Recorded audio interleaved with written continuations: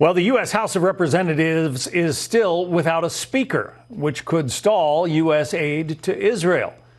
For more on what's happening in the Senate side, let's bring in Mississippi Senator Roger Wicker. He's on the Armed Services, Commerce and Rules Committee, also on the Science and Transportation, Environment and Public Works Committees. When you in the Senate look at what's going on, or maybe not going on in the House of Representatives right now, what are your thoughts, Senator?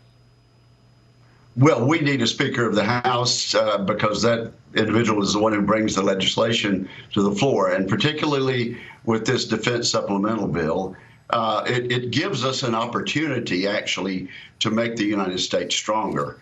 And so, yes, the House needs to be working on this also. And I assume the Armed Services Committee ranking member and chair and members over there are getting ready for this. But yes, they need a speaker. But let me tell you this proposal by the president needs a lot of work.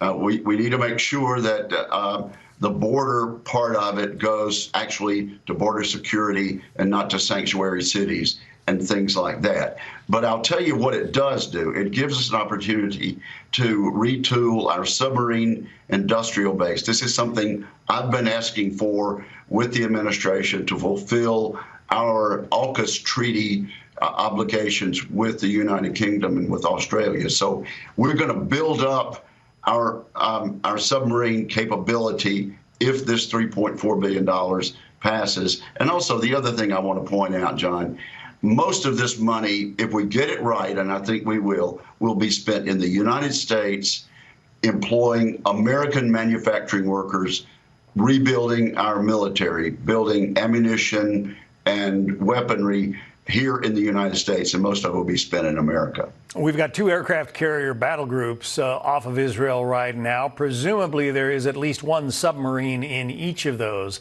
And as awesome as the carriers are, the submarines are really just as lethal, maybe even more lethal of a fighting force.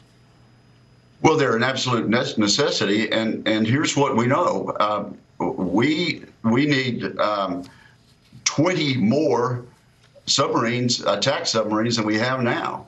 And particularly with Xi Jinping and Communist China rattling the sabers and threatening Taiwan, absolutely saying out loud that they'd like to be prepared for an invasion of Taiwan in 2 or 3 years, we absolutely need those submarines. So yes, the big ships and the surface ships are part of it, but we're way behind on submarines.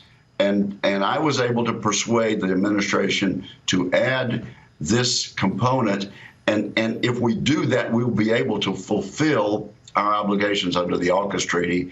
And the good guys, Japan, Australia, South Korea, and our friends in Taiwan, along with the United States, will be a lot better off and a lot stronger in the Pacific, and we'll have a lot better chance of keeping the peace and preventing China breaking out in the war. We know you've been fighting for the submarine program for a long time, and we wish you well in that endeavor because, yes, we are short. This will be victory for national security. Yeah, absolutely. Real quickly, though, on the House side, there seems to be a battle regarding support for Israel. There's a significant side that supports Hamas in this, Rashida Tlaib and others.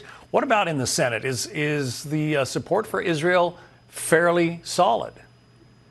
First of all, in the House, it's only a very small segment of people who are supporting Hamas.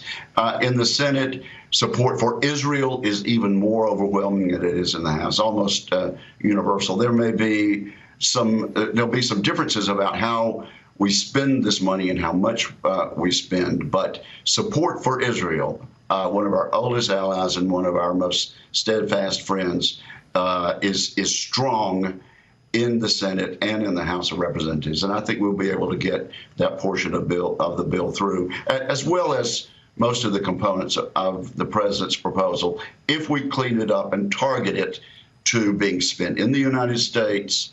Not so much foreign aid, but aid to our industrial base, getting us ready for this next wave and also making us stronger. This has been a wake-up call for our defense manufacturing base, and this can be a real victory for making the United States stronger, making our industrial base and the American workers who work there a lot more productive. Right. Those defense contractors, when they are producing arms for America and its allies, they pay well. They employ a lot of people, so it's a win-win. Mississippi It's Senator. a win-win. Yeah, Mississippi Senator Roger Wicker. Thanks.